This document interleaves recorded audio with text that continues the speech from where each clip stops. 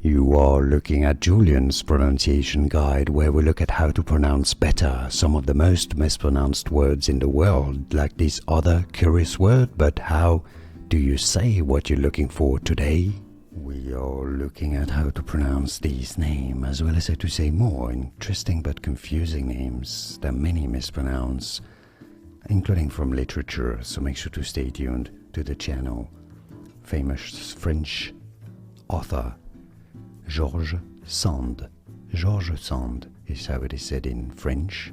In English, Georges Sand. Georges Sand.